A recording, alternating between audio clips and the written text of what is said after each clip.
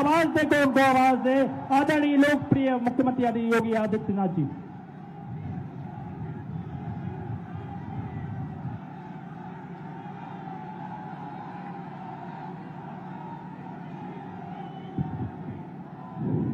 भारत माता की, भारत माता की, भारत माता की। वंदे वंदे वंदे।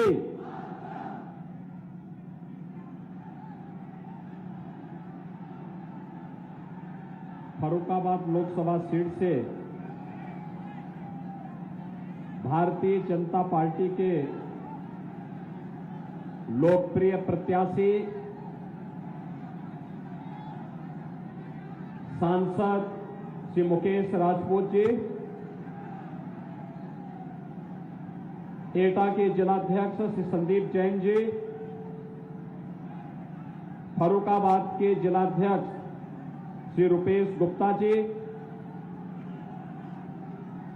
लोकप्रिय विधायक श्री सत्यपाल सिंह राठौर जी, हमारे फर्रुखाबाद संसदीय क्षेत्र से जुड़े हुए सभी माननीय विधायकगण, डॉक्टर सुरभि गंगवार जी, श्री सुशील साक्य जी, श्री नागेंद्र सिंह राठौर जी, जिला पंचायत अध्यक्ष फर्रुखाबाद श्रीमती मोनिका यादव जी, चेयरमैन अलीगंज श्री सुजीत गुप्ता जी, विधानसभा के प्रभारी सुबोध यादव जी, लोकसभा के प्रभारी अजय धाकरे जी, जिला प्रभारी शिव महेश दुबे जी, लोकसभा संयोजक दिनेश कटियार जी, सह संयोजक डॉक्टर सर्वेश कठेरिया जी, भारतीय जनता पार्टी के सभी पदाधिकारीगण, भारी संख्या में आज अपना आशीर्वाद प्रदान करने के लिए उपस्थित फर्रुखाबाद लोकसभा क्षेत्र से जुड़े हुए समेत मेरे उपस्थित बहनों और भाइयों, मैं सबसे पहले इस पावन धरा को, जिसे मां गंगा, जिस क्षेत्र का अभिषेक स्वयं करती हो, इस पावन धरा को नमन करते हुए इतनी भारी धूप के साथ ही कल ही एटा में लोकसभा का चुनाव एटा संसदीय क्षेत्र का हुआ है। साधन वाहन नहीं थे, और सबके बावजूद आप सबकी उपस्थिति हम सबको आनंदित करती है, अभिभूत करती है। मैं इसके लिए आपका हृदय से अभिनंदन करता हूं, स्वागत करता हूं। बहनों और भाइयों, मुझे देर इसीलिए हुई,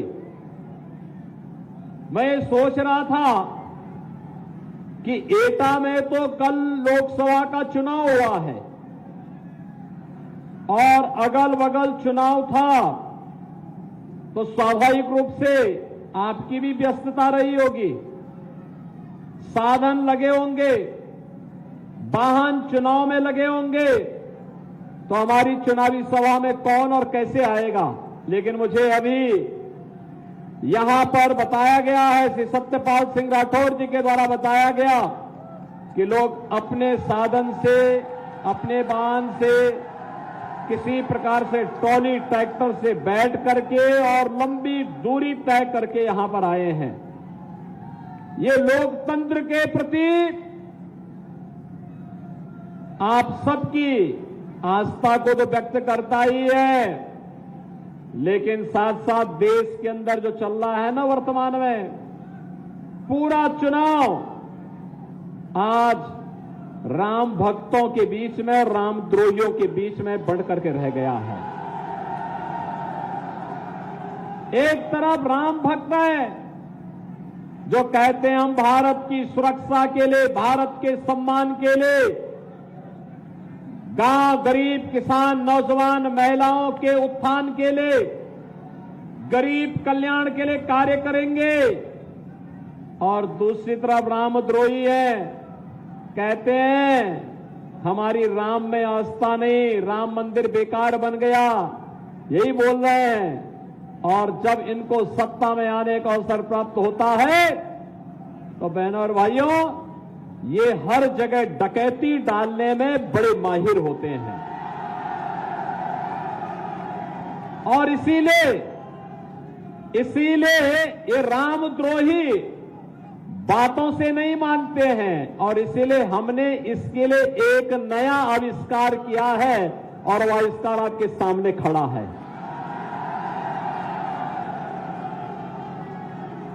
इससे लोग घबराते बहुत हैं, और उनकी घबराहट इस हद तक हो जाती है कि लोग अपने गले में तख्ती लटका करके चलते हैं कि साहब बस एक बार जान बकस दो। अब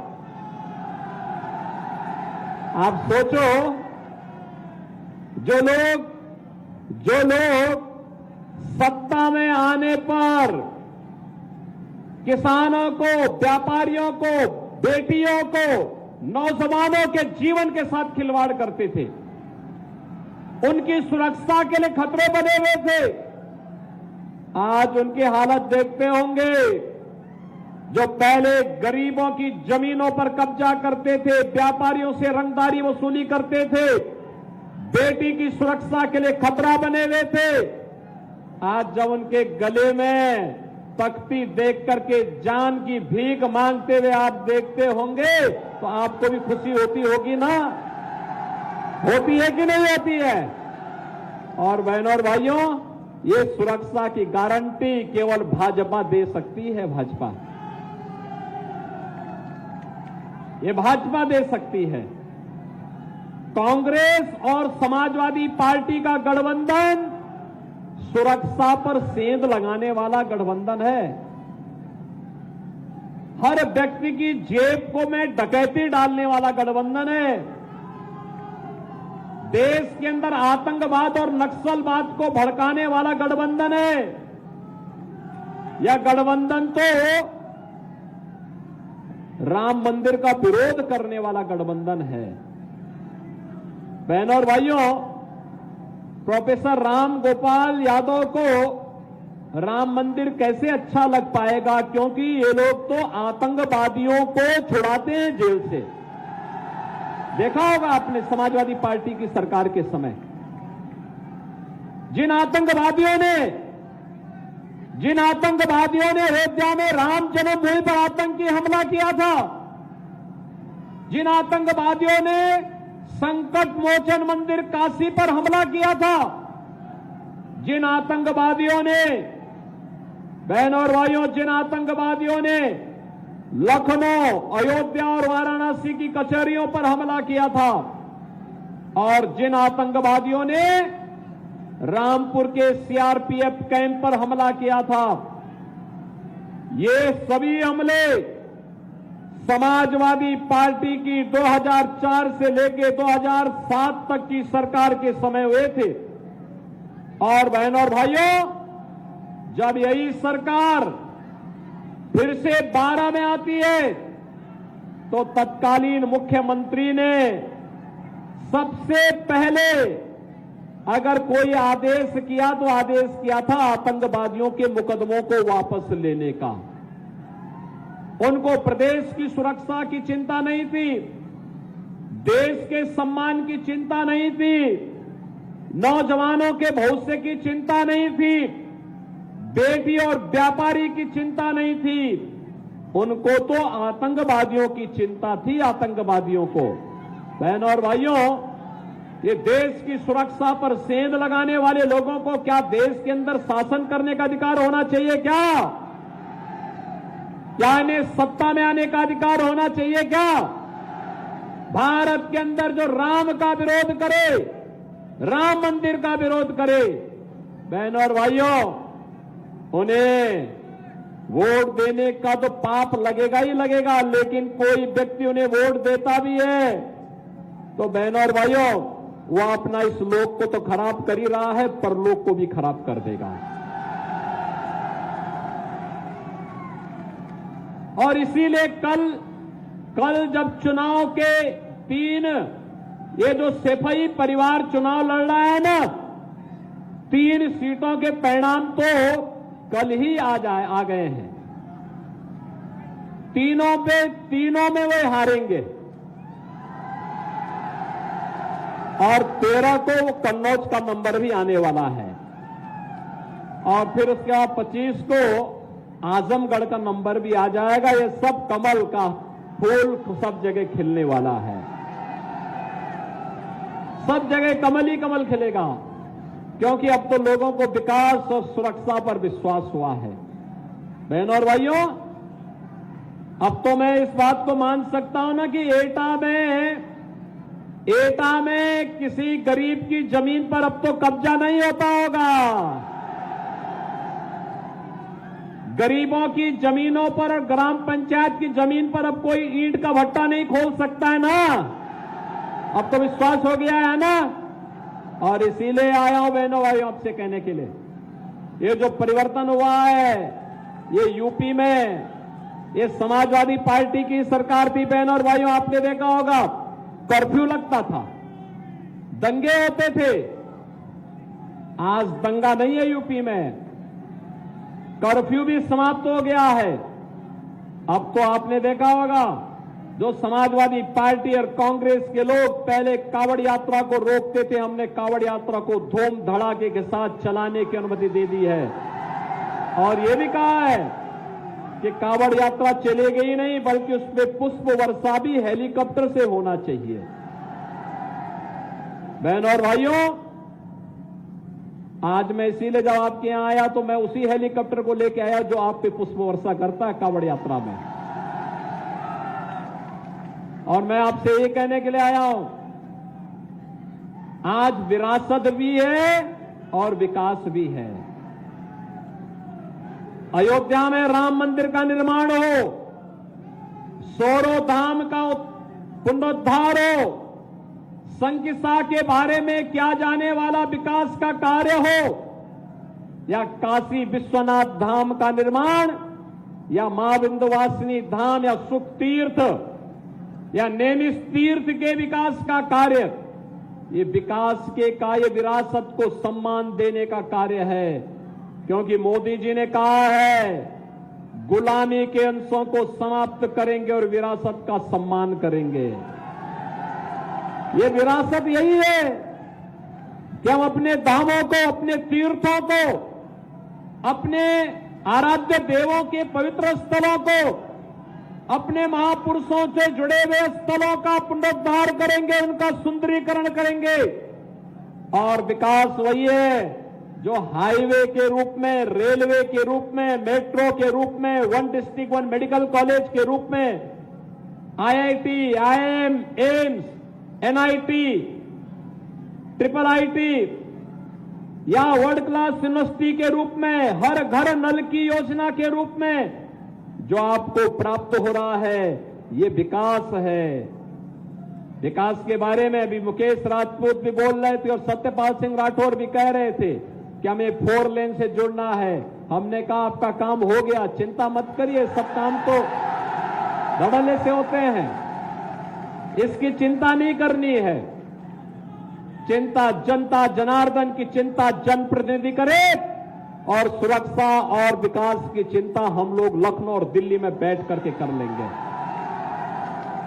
बहनों और भाइयों, आज जो परिवर्तन हम सबको देखने को मिल रहा है यूपी में या देश में, ये केवल और केवल मोदी जी के यशस्वी नेतृत्व के कारण हुआ है। प्रधानमंत्री मोदी जी का यशस्वी नेतृत्व, कश्मीर से लेके कन्याकुमारी तक, अटक से लेके कटक तक, ये जो पूरा भारत है आज, बहनों और भाइयों, इस पूरे भारत के अंदर आज जो बदली हुई तस्वीर दिखाई दे रही है, इस तस्वीर के नेतृत्व करता है मोदी जी, प्रधानमंत्री मोदी जी। दुनिया के अंदर भारत का सम्मान बढ़ा रहे हैं, देश की सीमाओं को सुरक्षित कर रहे हैं, आतंकवाद और नक्सलवाद का खात्मा कर रहे हैं, नौजवानों के लिए मिशन रोजगार के माध्यम से नौकरी प्रदान कर रहे हैं, और गरीब कल्याणकारी योजनाओं की तो कोई गिनती नहीं। आप सोचो, अरे शर्म आनी चाहिए राम का विरोध करने वालों को, इनको पूछना चाहिए भगवान राम का समय, राम राज्य का समय है और यहां पर समाजवादी पार्टी के प्रत्याशी वोट जिहाद की बात करते हैं। आप सोचो, भारत क्या शरीयत और जिहाद से चलेगा क्या? भारत को तो हमें संविधान से चलाना है। बाबा साहब भीमराव अंबेडकर के संविधान से भारत चलेगा। बाबा साहब भीमराव अंबेडकर के संविधान के माध्यम से भारत की एकता और अखंडता के लिए, विरासत और विकास के कार्यों को एक बढ़ाने के लिए, उनके समय में गरीब भूखों मरता था, आज 80 करोड़ लोग फ्री में राशन की सुविधा का लाभ प्राप्त कर रहे हैं। प्राप्त कर रहे हैं कि नहीं कर रहे हैं? उनके समय में स्वास्थ्य सुविधा के अभाव में लोग मरते थे, दम तोड़ते थे। और बहनों और भाइयों, आज 60 करोड़ लोगों को 5 लाख रुपए की आयुष्मान भारत की सुविधा प्राप्त हो रही है। 5 लाख रुपया हर साल। और हमने यूपी में एक व्यवस्था और कर रखी है, अगर कोई व्यक्ति बीमार होता है, आयुष्मान का कार्ड नहीं है, पैसा नहीं है, तो हम लोग कहते हैं वो कोई विधायक, कोई सांसद, कोई पूर्व विधायक, कोई भाजपा का जिलाध्यक्ष, कोई पूर्व सांसद या फिर पीड़ित स्वयं भी हमें पत्र लिख देता है कि बीमार हैं, उपचार नहीं करा पा रहे हैं, तो हम कहते हैं चिंता मत करो, हम आपके अकाउंट में पैसा भेज रहे हैं। सीधे उसके अकाउंट में पैसा भेज के कहते हैं जाओ अपना उपचार कराओ। बहनों और भाइयों, किसी अपने प्रदेश के नागरिक के साथ उसके सुख दुख में सहभागी बनना, ये तो हमारे जीवन का ध्येय है और ये हम मानते हैं कि हमारा सौभाग्य है कि हमें उसकी सेवा करने का अवसर प्राप्त हुआ है, क्योंकि उसका एक ऋण है हम पर कि उसने इस सरकार को बनाने में अपना आशीर्वाद दिया है। तो वह ऋण चुकता करने का काम उसके अकाउंट में पैसा भेज करके हम करते हैं कि नहीं आप अपना उपचार कराइए, चिंता सरकार करेगी। बहनों और भाइयों, इस समाजवादी पार्टी की सरकार के समय एक गरीबों के लिए जितना पैसा आता था, ये जितने महाभारत के रिश्ते इनके परिवार में है, कोई काका है, कोई भतीजा है, कोई और भी मामा है, कोई कुछ और भी है, तमाम रिश्ते हैं, सभी जो रिश्ते इसमें चुनाव भी लड़ रहे हैं, ये सभी हड़प जाते थे। नौकरी आती थी, कोई चाचा कहीं निकल रहा है, कोई भतीजा कहीं झोला लेके निकल रहा है और नौजवानों की नौकरी को ही हड़प जाते थे। और तो बहनों और भाइयों, जनता जनार्दन ने 2014 में मोदी जी को चुना और 2017 में मोदी जी के आह्वान पर उत्तर प्रदेश के अंदर भारतीय जनता पार्टी की सरकार लेकर के आए। और आज हम लोगों ने संकल्प लिया कि नौजवान की नौकरी पे सेंध लगाने वाला जेल जाएगा और उसकी संपत्ति को हम लोग वापस लेकर के उसको गरीबों में बांटने का काम करेंगे। इस समाजवादी पार्टी की पीड़ा क्या है?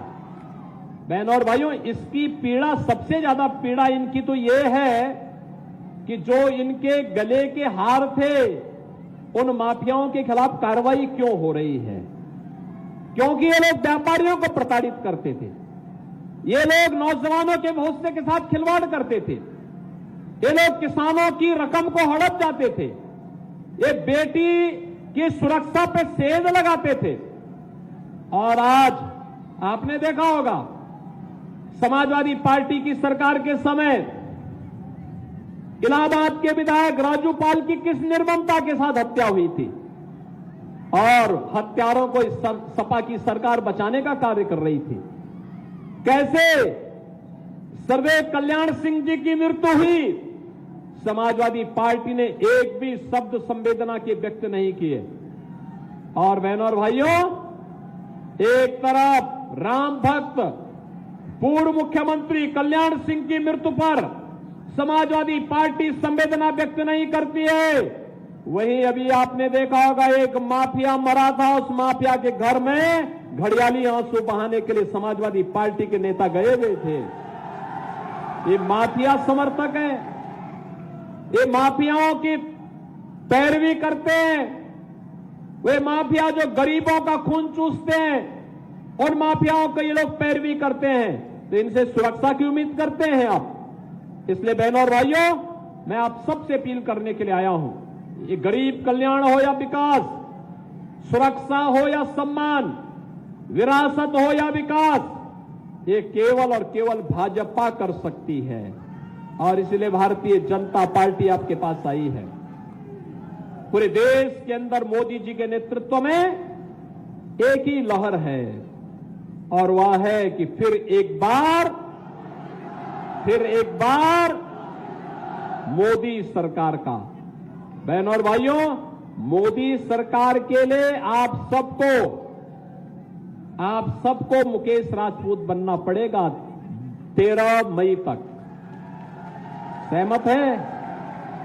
बनेंगे? सबको बनना पड़ेगा। मोदी जी का और योगी जी का प्रतिनिधि बनना पड़ेगा, घर घर जाना पड़ेगा, और घर घर जाकर के लोगों को हमारी अपील सुनानी पड़ेगी कि देश के विकास का चुनाव है।